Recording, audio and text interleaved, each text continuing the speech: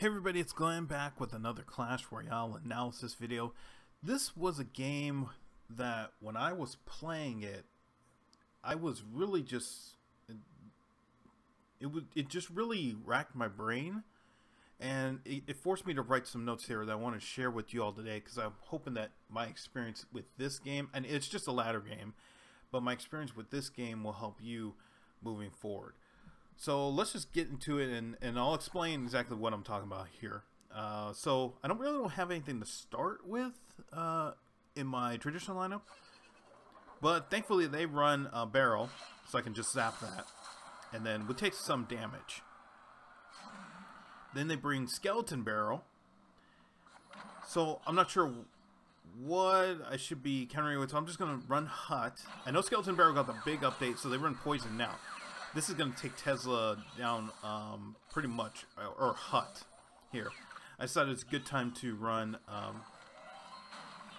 Mortar. They run Inferno Tower, so Mortar's gone, and Inferno Tower's still there.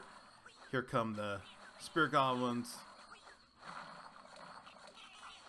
They run Goblin Gang.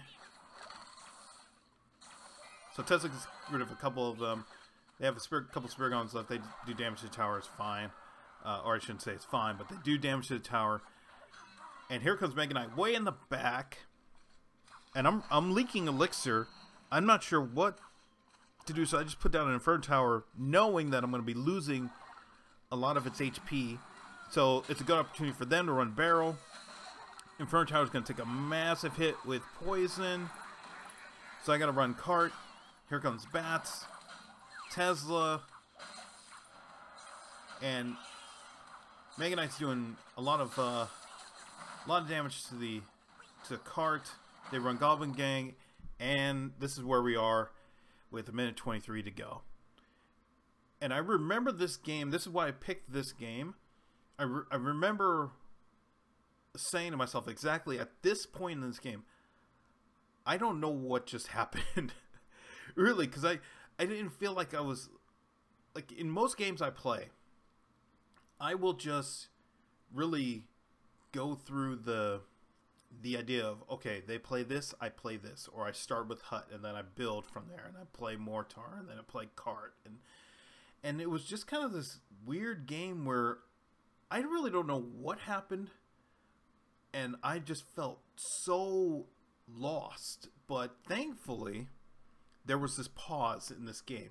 And if you playing Clash Royale, if you're trying to level up, trying to move up in the ranks, there are going to be a lot of games that you play where there is a pause in the game, like this. Not necessarily a timeout or anything like that, but it's just kind of like you and your opponent are resetting to get ready for that next push, whether it's going to be with a minute to go, or it could be just when you get to 10 elixir and then you start up again. There tends to be just a pause, and it gives you time to think. So I wrote down these notes, and hopefully this experience here will help you in terms of when you feel like you're lost in a game, and thankfully there is a pause. You can think about what to do. So I wrote down 4 things.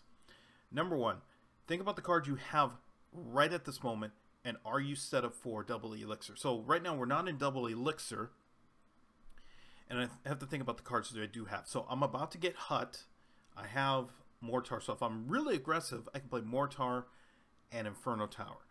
If I was kind of just waiting for them to think about what they're going to do, I can run Tombstone, because I know they have poison. So always think about the cards you have in this moment when there is kind of a break in the action there. And are you set up for double elixir? So right now I believe, yes, I am set up for double elixir, because I have the cards in kind of a order that I can attack and build toward a win. Number 2, how many cards has the opponent played, and have they played their main card? So yes, I think my opponent has played all the cards in their lineup, and if not, then the only cards that they haven't would be something like a very weak, like zap or arrows, or it could be a heal or freeze or something. It's going to be a spell card most likely.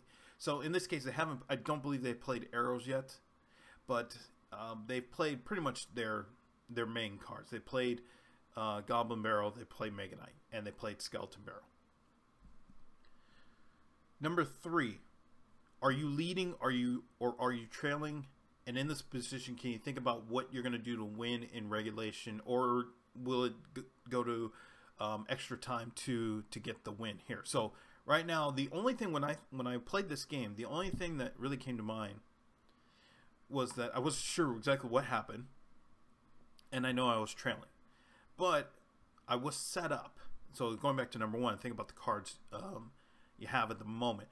I was set up to at least make a run at my opponent, even though I hadn't done anything to my opponent's tower. This is a crazy thing too. They've done all this stuff, and I've just been kind of like blind countering or whatever it is, just trying to sort through the chaos.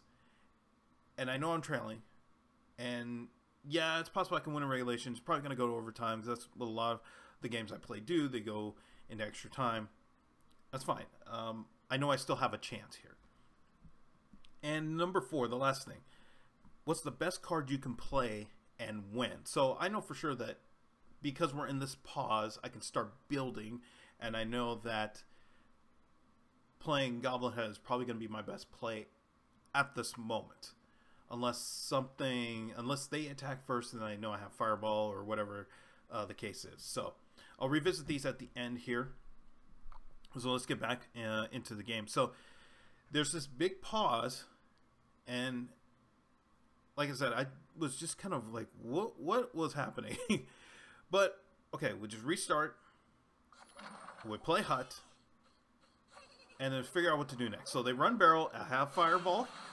Now they run Skeleton Barrel, and then I can drop a Tombstone on that. They have to decide.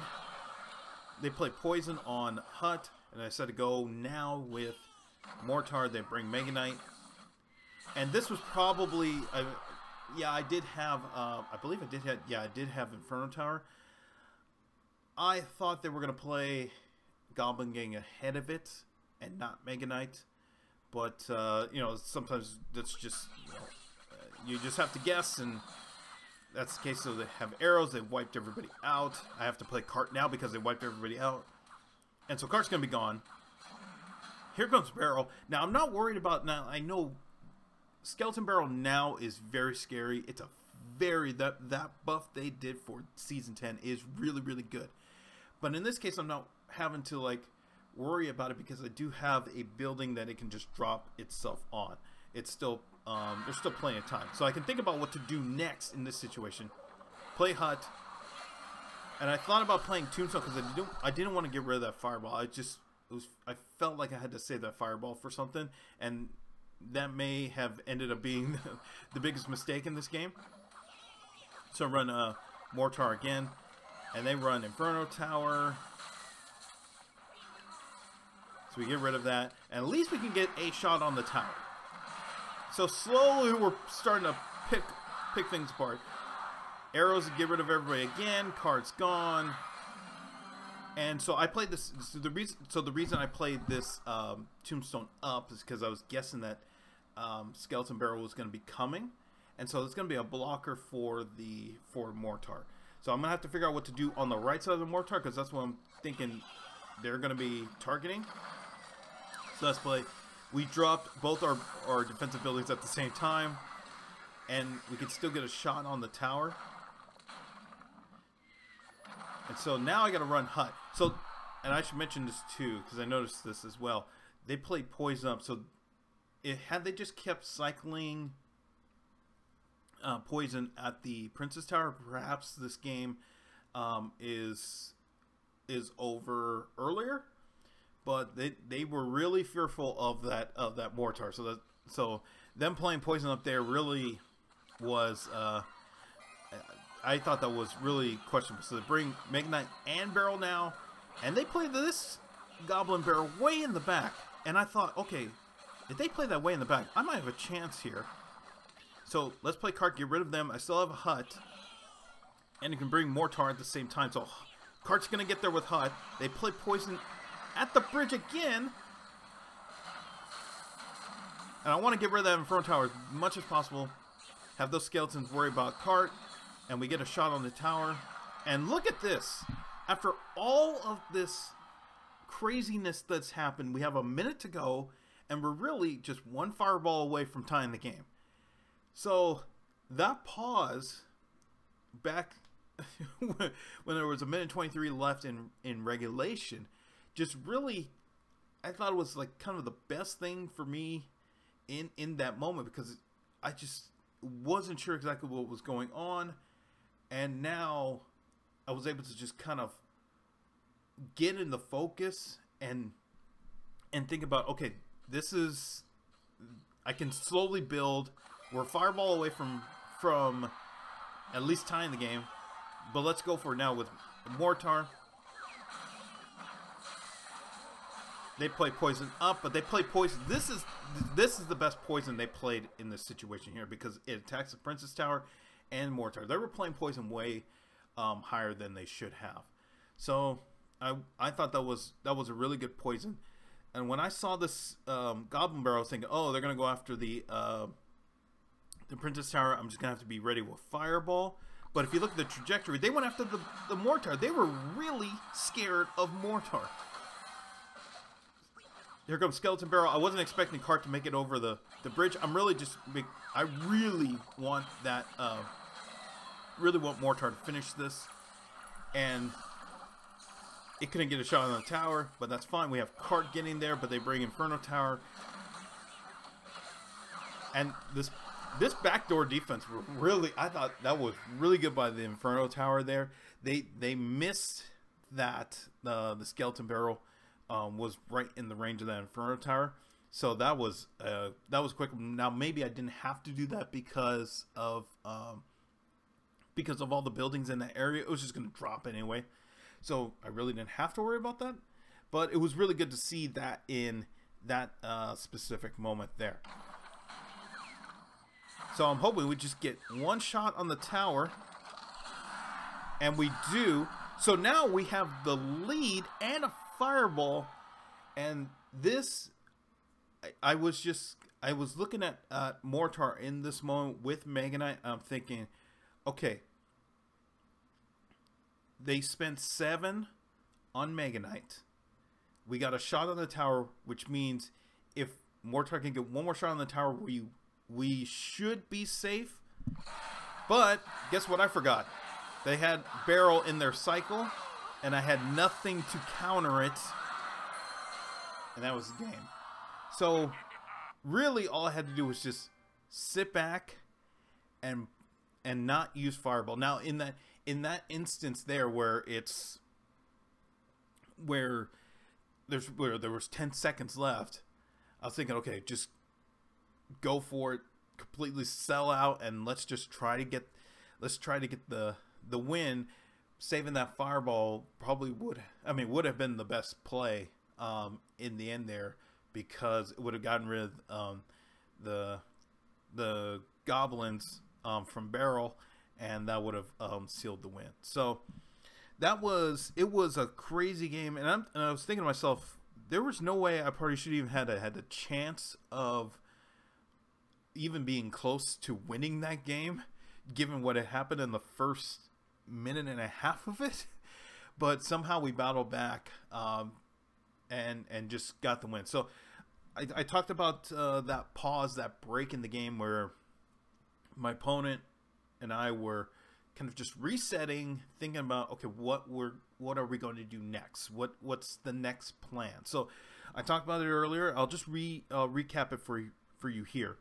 There are 4 things you need to think about, and this has helped me, and that's in this game, but at least in this game it helped me get back into the game and get within contention of winning it. So when there's a break in the game, there's 4 things you really need to think of, and just recapping.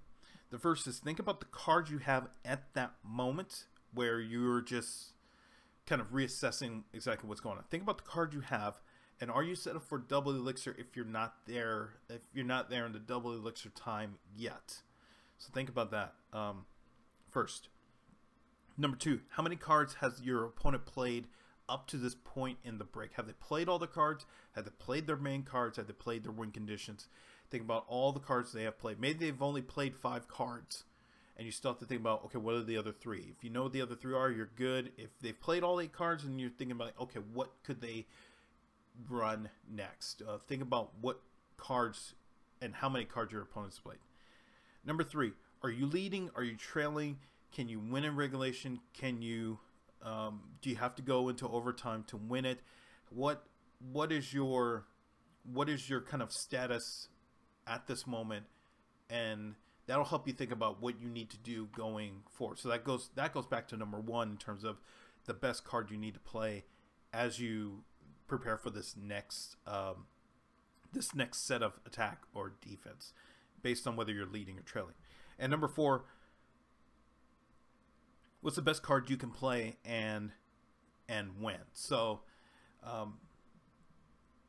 it could be that you really have a win condition, but it's not the best time to use that card. It could be using a log just to cycle to another card. It could be playing a building just so it baits out something else, or it could be going for the full attack there with the golem because you have that ready. So hopefully this game here helps you. Hopefully these tips help you as you're moving up the ranks and trying to get to legendary, or trying to get up to you just got to legendary, trying to get even further. So I'll end the video right here. Thank you all for watching. Be sure to hit the like button wherever you're watching this, and I'll see you in the next video.